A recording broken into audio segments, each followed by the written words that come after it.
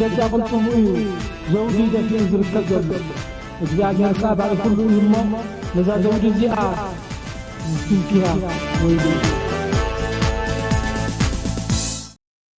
ሰላም ተከታተልቲ ሶል ሚዲያ ጽቦን ዓረፍት ጊዜ ቀዳም ሰንበት ኮነልኩም እንዳተመነኹ እንደቀስ ክንትስ ኤርትራውነት ሆርማነት ታግረስ እቶም ሰብስክራይብ ዘይጎርኩም ፎርሳ ያላ ሰብስክራይብ ጎሩ ሆን ብላይክ ጅምሩ እንዳተላወኹ ሁነታት ጻዕዳ በጻዕዳ ጽቦ ነገራት ይዝኸይ ዘሎ ንኹላትኩም ተከታተልቲ ሶል ሚዲያ ዓመተ ሃዋን ሰላምን ቅሳነትን ሙሉጥ ዕናን ይምነልኩም ኣብዞ ዘለኹም ሰላምኩም ይብዛሕ እስከ ብሙርኮኛ ብርሃኑ ጁላ ክንጅምር ዝሕዝዎን ዝጭብጥዎን ጠፊእዎም ዳርጋ ሓመድ ድበ ወይ ካታት ሞጾም ዘላ ጽቡ ጌሮም ተረዲኦማ ስለዘለው ክናዘዙ ጀሚሮም አለው ናብቲ መደብ ከፍለኩም ዘምታ አታውቅም ሁሉ ወደ ሰሜን ዘምታ አታውቅም ለወረራ ኢትዮጵያ ለወረራ ወደ ምዕራብ ዘምታ አታውቅም ኢትዮጵያ ለወረራ ወደ ደቡብ ወደ ምስራቅ ዘምታ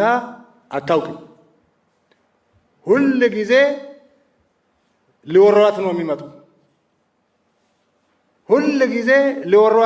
ሊወሯት የመጡትን አሳፍራ ውርደት አከናንባ ስትመልስ የኖረች አገር ነች ሃራይ ከምዚ ተሰምዑ ደለኹም ሙርኮኛ ብርሃኑ ጁላ ኢትዮጵያ በሰሜን ይኹን በምዕራብ ወሪራ ይትፈልጥንያ ኣብ ታሪኻ እንታይ ደኣ ክወርዋዮም ዝመፁ ኣብ ምክልኻል ተዘይኮይኑ ኢትዮጵያ ወሪራ ይትፈልጥንያ ይዝብል ዘሎ ጥዕና ከምዘይብሎም ብጣዕሚ ኣብ ሕማቅ ኩነታት ኣብ ጭንቀት ዝሕዝዎን ዝጭብጥዎን ጠፊእዎም እንታይ ደኣ እቲ ምክንያት ንዝብል ከዓ ብርሃኑ ሙርኮኛ ስምዑዎ አንዱ ችግራችን ከጎረቤት ይሁን ከሩቅ እየመጣ ለወረራ እየመጣ እየወረረን አጀንዳ እየሰጠን እኛ አገራችን እንዳንለማ ትኩረታችን በመከላከል ላይ ብቻ ተጠምዶ እንዲቀመጥ የተደረግንበት ሁኔታ አንዱ ችግራችን ነው እትናትና ዲዝ ነገረና ደሎ ብግምጣሉ ዋላ እንታይ ይዛረብ ዘሎ ንሕና ብሰንክታ ኢትዮጵያ ድፋዕ ክንኩዕት ከምኡ ከዓ ሎሚ ተመጣጣን እርምጃ ክንወስድ ኢና ይብል ነፍሲር መለስ ዜናዊ ከምኡውን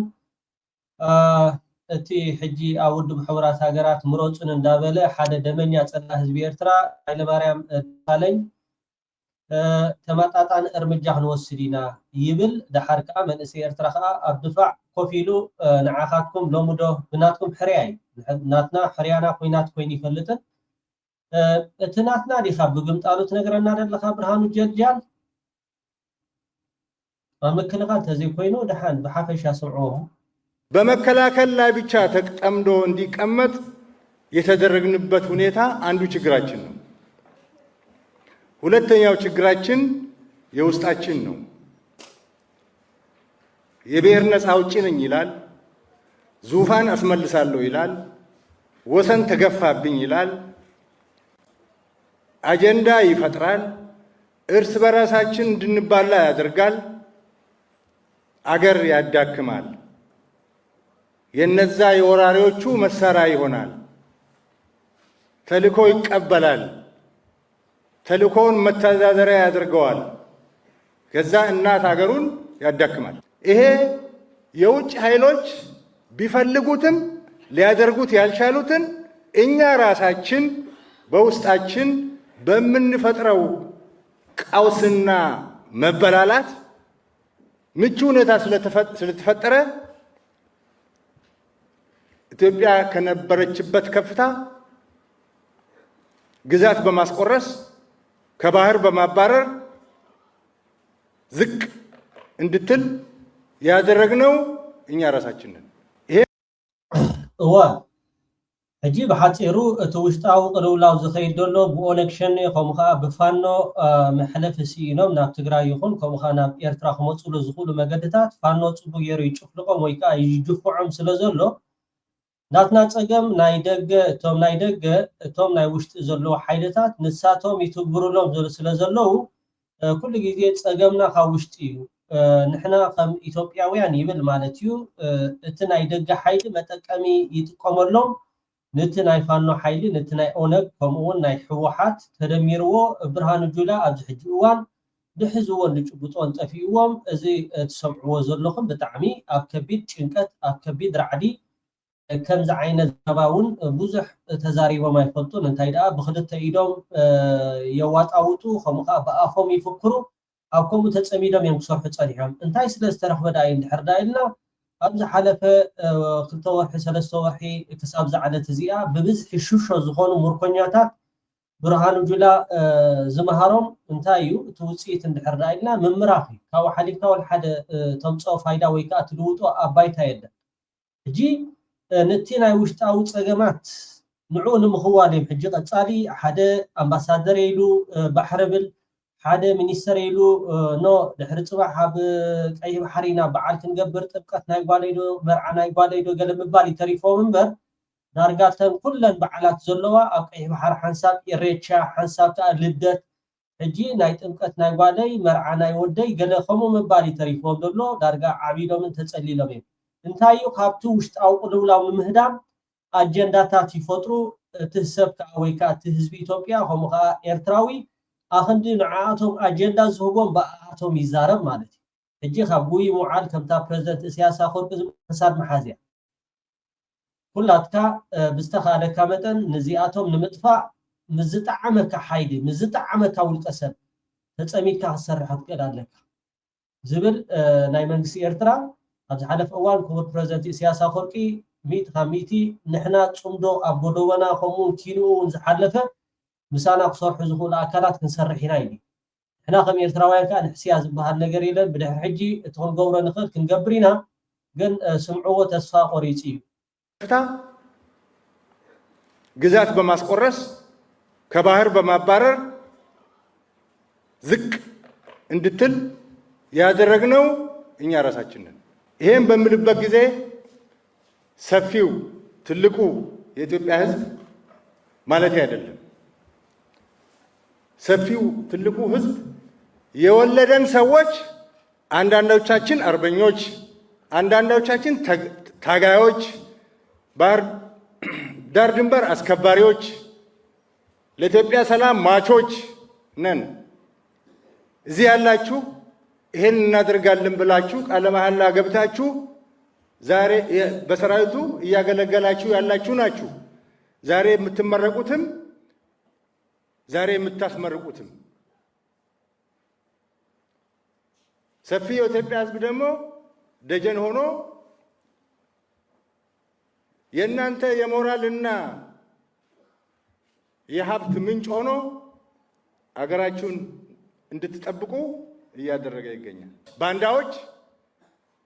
ኢትዮጵያ ወደፊት እንዳትራመድ እግሯን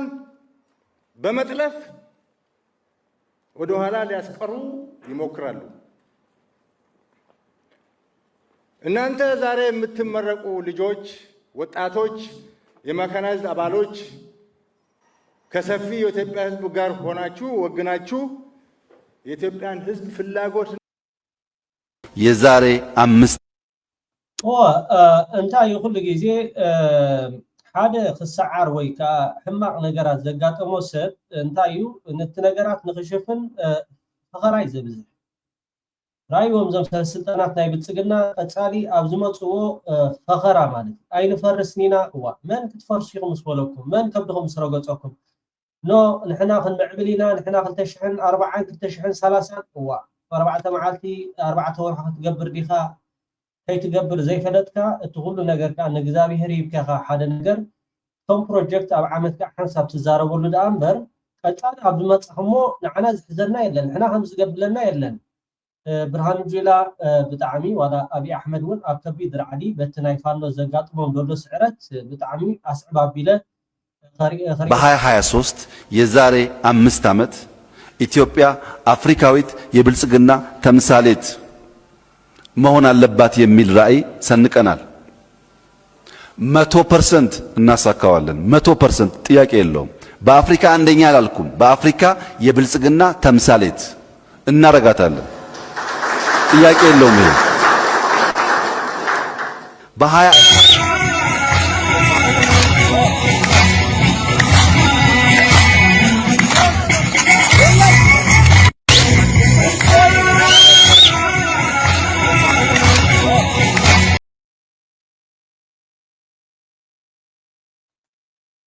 ገበየ ይጻልች ከሐረር ነው የመጣሁት። ሐረር ከተማ ሸንኮር። እድሜ ስንት ነው? እድሜ 17። ትምህርት ቤት ተጠራንና ትምህርት ቤት እየተማርን ከሰዓት ስብሰባ አለ ብለን ከዛ እዛ ተሰበሰብን። እዛ ከተሰበሰብን በኋላ ከዛ ሰብስበው መከላከያ መሆን የሚፈልግ ብሎ በፍላጎት በእጅ አውጡ ተብሎ እጅ አውጥተው በፍላጎት መሄዱን በፍላጎት ሄዱ። ከዛ እናንተ ስለምን አትፈልጉም አገሯ ተወራ እንዴት ነው የማትሄዱት ተብለው እምቢ ያሉትም በፍላጎትም የገቡም አሉ። እምቢ ያሉትንም በግድ መኪና ውስጥ አስገብቷቸው ከዛ ይዞን መጡ። አባቴ ራሱ እርሜ ያልደረሰም እሱ ከመሄድ እኔ ልሂድ ብሎ ነበር። አንተ የመንግስት ስራ እያደረክ መሄድ አይሆንም ልጅ የራስህ ልጅ ትልካለህ ብሎት ከዛ እኔ ላከኝ። አባቴ ራሱ እያለቀሰ ነው ትቼ የመጣሁት። እድሜ ስንት ነው? ብጣዕሚ ዝገርመኩም ንቐበዓል እዚኣቶም ወርሒ ኣሰልጢኖም ሰሙን ኣሰልጢኖም ወዲ 17 ዓመት እዩ ትምህርቲ ኣኪቦሞም ኣብዚ ብጣዕሚ ገበየ ይጻልች ከሐረር ነው የመጣሁት። ሐረር ከተማ ሸንኮር። እድሜ ስንት ነው? ካብ ሃረር ዝበሃል ከተማ የመጽ እድሜ 17። ዕድመይ ከ17 ትምህርት ቤት ተጠራንና ትምህርት ቤት እየተማርን ከሰዓት ስብሰባ አለ ብለን ከዛ እዛ ተሰበሰብን። እዋ ድሕሪ ናይ ትምህርቲ ጊዜ ኣኼባ ኣሎ ኢሎም ኣኪቦሙና እዛ ከተሰበሰብን በኋላ ከዛ ሰብስበው መከላከያ መሆን የሚፈልግ ብሎ በፍላጎት በእጅ አውጡ ተብሎ እጅ አውጥተው በፍላጎት መሄዱን በፍላጎት ሄዱ። ኣብቲ ቤት ትምህርቲ መጽኦም ኣኪቦሙና ብድሌቱ ዝኸይድ ናብ መከላከያ ናብ ናይ ሰራዊት ዝኸውን ዝደሊ ሰብ ኣሎ ኢሎም ሓቲቶምና ብድሌቶም ሰራዊት ክኾኑ ዝደልዩ ነይሮም። ከዛ እናንተ ስለምን አትፈልጉም አገሯ ተወራ እንዴት ነው የማትሄዱት ተብሎ መን የኢትዮጵያ ወሪርዋ ብጣዕሚ ኮይቲ ዝካየድ ዘሎ ናይ ብልጽግና ኣብ ልዕሊ ህዝቢ ኢትዮጵያ ሓደ ክልተ ኤርትራውያን ከዓ ካብዘይ ምርዳእ እቲ ትዛረቦ ዘረባ ከምዚ ዓይነት ዘረባ እንድሕርዳ ሰሚዕኹም ቁርብተይ ከዓ ስኽን ኢልኩም እቲ ዘለናዮ ኩነታት ብጣዕሚ ንሕና ከም ኤርትራውያን ዕድለኛታት ኢና ዘብል ጉዳይ ተመስገን ዘብል ጉዳይ ወዲ 17 ዓመት ብድሌት ኣብ ቤት ትምህርቲ መጽኦም ማለት ኣብ ቤት ትምህርቲ መጽኦም ብድሌት ዝደሊ መከላከል ያለው ተባሂሎም ተሓቲቶም ሓራ ኢሎም ከይዶም ቶም ዝተረፉ ከዓ ኣይንደሊኒና ምስ በሉ እምቢ ያሉትም በፍላጎትም የገቡም አሉ። እምቢ ያሉትንም በግድ መኪና ውስጥ አስገብቷቸው ከዛ ይዞን መጡ። አባቴ ራሱ እርሜ ያልደረሰም እሱ ከመሄድ ኣቦይ ንሱ ካብ ዝኸይድ ዕድሚኡ ኣያኸለን ኣነ ክኸይድ ብምባል ተዛሪቦም ንሳቶም ግን ናይ መንግስቲ ስራሕ ስለትሰርሕ እሱ ዝኸይድ ብምባል ኣቦይ እንዳበኸየ ኣፋኒኒ ከዛ ይዞን መጡ። አባቴ ራሱ እርሜ ያልደረሰም እሱ ከመሄድ እኔ ልሂድ ብሎ ነበር። አንተ የመንግስት ስራ እያደረክ መሄድ አይሆንም ልጅ የራስህ ልጅ ትልካለህ ብሎት ከዛ እኔ ላከኝ። አባቴ ራሱ እያለቀሰ ነው ትቼ የመጣሁት። ከዛ እዛ ማሰልጠኛ ገባን። አንድ ወር ሰለጠንን። ከዛ ገባን። እዚህ እኔ ውጊያ ራሱ እንዳለ አላወኩም ነበር። እዚህ ቡልቡላ ዝዋይ ቡልቡላ የሚባል ነበረ። ዋው ኩናት ከም ዘሎ ወይ ከዓ ኣይፈልጥ ናበይ ከም ዝወስዱን ዘለውን ሓደ ወርሒ ዓድሊሞም ይእትዮም ናብቲ ኩናት እዚ ሕጂ በቲ ዝካየድ ዘሎ ኩናት ውፃእ መዓት ኮይኑ ማለት እዩ ብፋኖ ዝተማረኸ እዩ። ብጣዕሚ ዝሕዝነካ ስርዓት ብልጽግና ኣብ ከምዚ ደረጃ ወዲቑ እዩ። ዓቕሊ ጽበት አባታችን ተማርኳል። አባታችን ተማርኳል። እኛም ተደግመናል። ፋኖ ይችላል። ፋኖ ይችላል። ስናን ይችላል። አባጅነ ይችላል።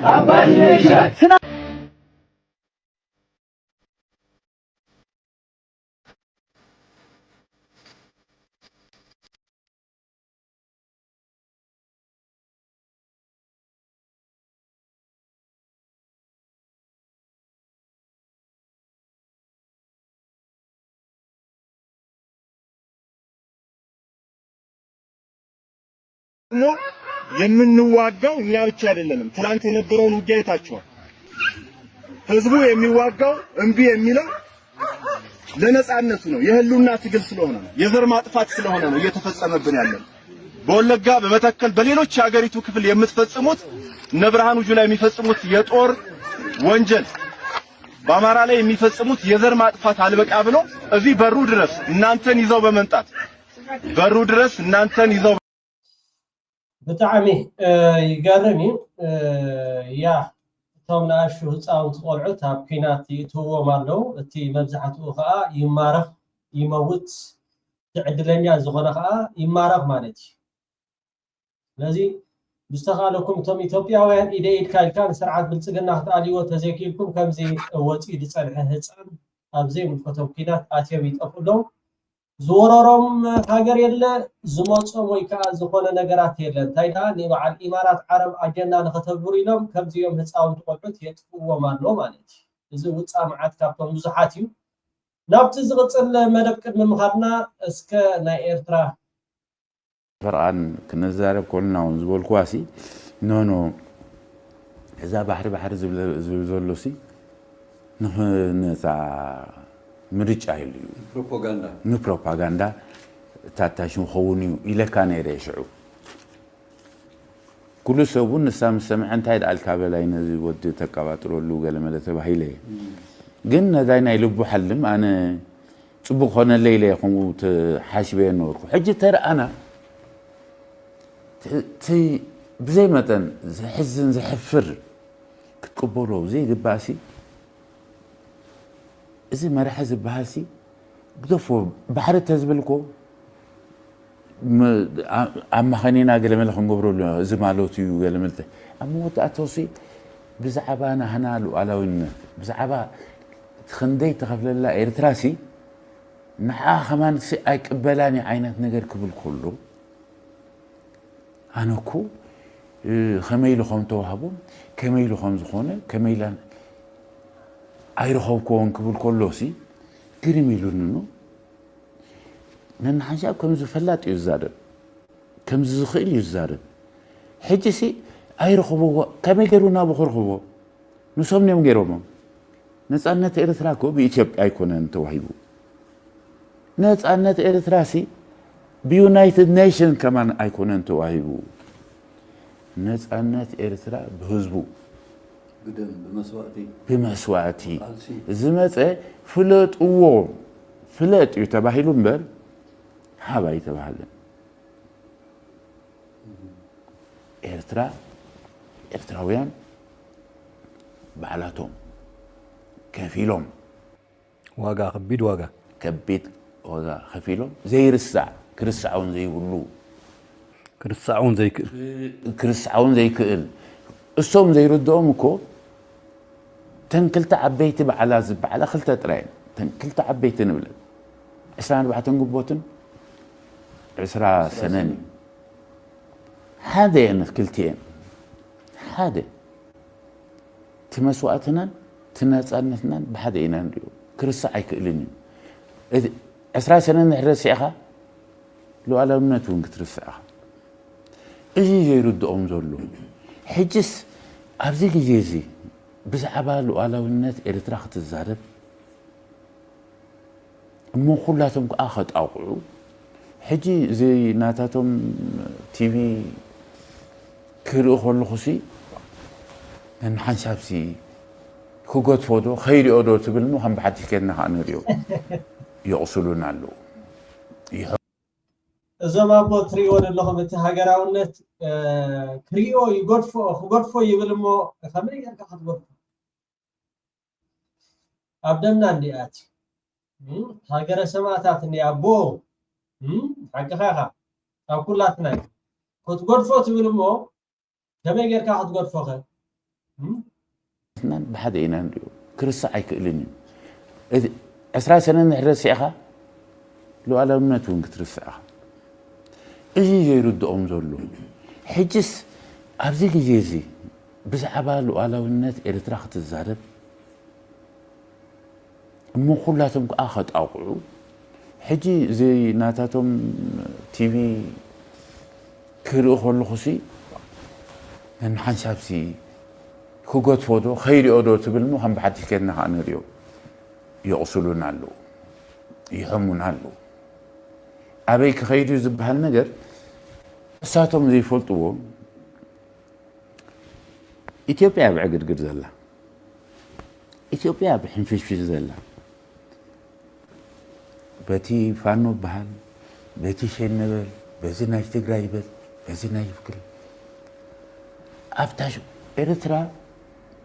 تسقم يبلا يس سنة تالو لو على وين تالو كتنكف زي كأل منهم كا لو مصباح إذا خوني زي بحالولو لو على وين إرترا زستنكف هيكون كتنكفون هيكليني ولا صومد ليو هيدلي أبزح جي يا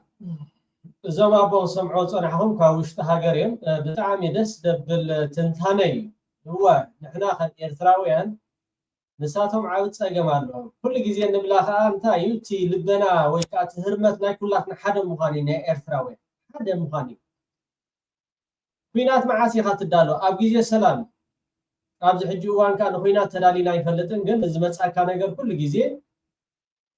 دارجا 3 عامات يخون مالتيو ابتزاماد سلام عندنا دحرزنا يكينات لوعن بريتوريا دحر مودو ኤርትራ በጥል ያደላ يعرف ያደላ ኢትዮጵያ ግን ክሳብ ዘዓለት እዚኣ በሁሉ ነገር ከብዝ አቦ ሁሉ ጸንሑ በዝፋኖ በዝኻ ስለዚህ አብጽቡ ቆመናይና ደለና አብጽቡ ኩነታት ይናደለና በውሽተ ሀገር በደገ ተናቢብና ንኸይዳለና ዕድመት ዕናን ሀብኩም አቦ I hope أبز غروا جزيها أبي إرترا تراخيبنا بحنساب كوفيلنا هنعلن بتعم دس دبل علالي تخاتاتلو خلاتا فيديو سمعوها بتعم دس دبل زانتا تاريخي نابت زغتصل مدب خبلوكم كبرات تخاتاتلتي سول ميديا بتعم زحقوس صوماليا صومال فيدرال منجس الصومال كلا أير لإمارات عرب الرقت أبيلو عزيولو فيدرال منجس الصوماليا بحبرة إمارات عرب زنك أساقس وتهدراو تعنت نفاريت ناب كلا أير كياتو خمز خلكلا نتي وساني زفلوتو من جتات حبيروم ذي كم سرعات بتعمي تبع وساني إمارات عرب ولا كل لتن حجرات أقرنا أفريقيا زلوا يترفتن ناي كارغو ناي وتهدرات دمالالسا ولا تانا إمارات عرب بلين ويكا أير نقرنا أفريقيا زبهاد كي أتوا خمان إيرترا كوبون جيبوتي صومال كانوت حجرات كم بعر السودان وساني خوسنا خدالو سلامتاي ولا أنا إثيوبيا أير كمان ولا أنا إثيوبيا أير توساني دحرتي أب دوبو بيمن تفجلو حدا هاجر نغمسرت بإمارات عرب تلاقيه خسرح لصالح عسب بناي ترانزيت بالصومالي لاند جيرونا بإمارات عرب كم زاتو بدحيرو صومال نتوساني خطوسن تجديدا مالتي صومال نتوساني خطوسن تجديدا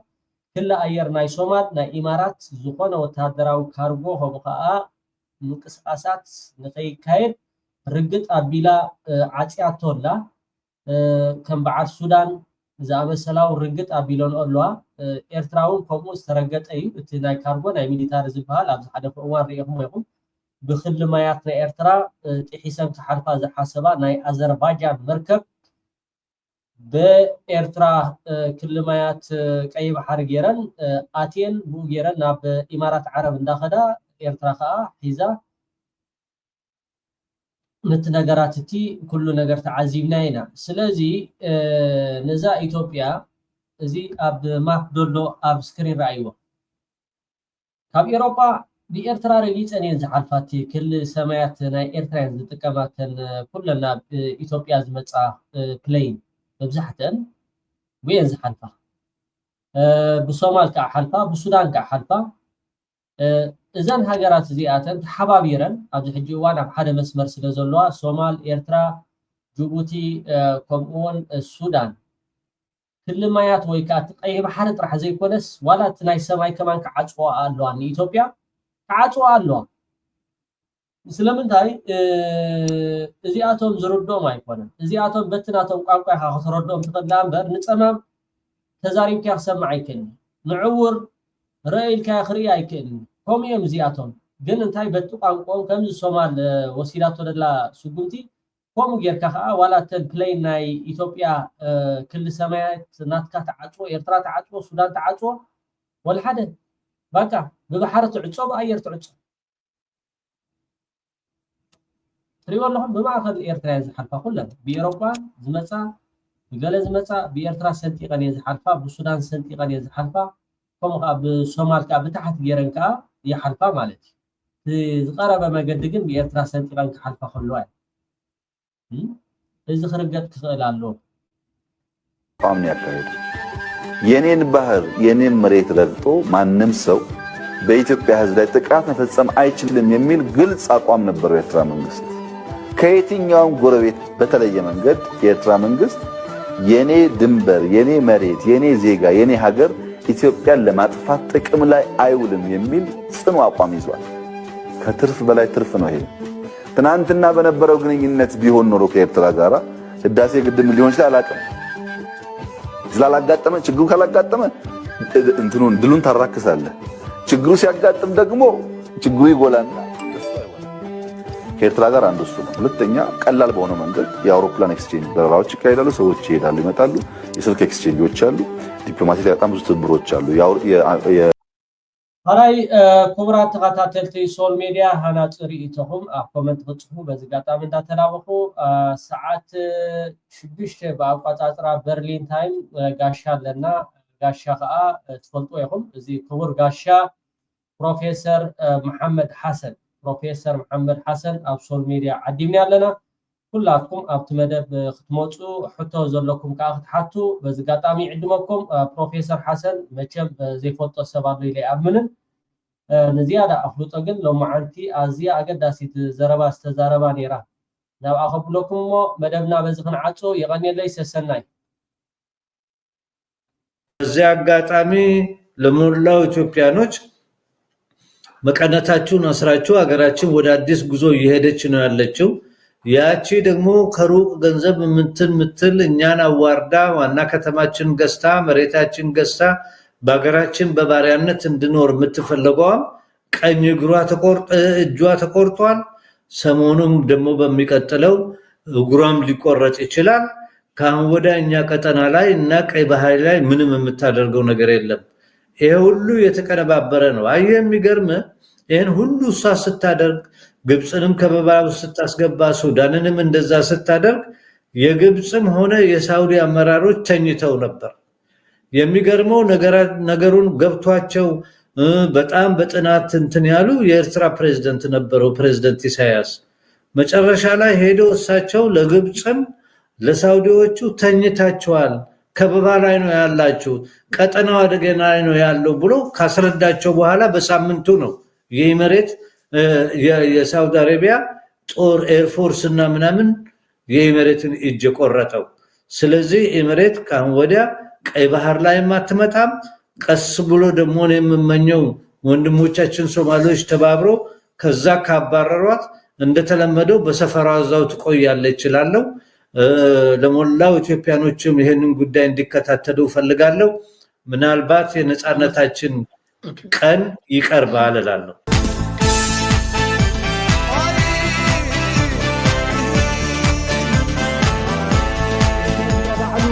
بجد قلتم زوجي دفين زركب እግዚአብሔር ካባል ሁሉ ይሞ ለዛ ዘውድ ዚአ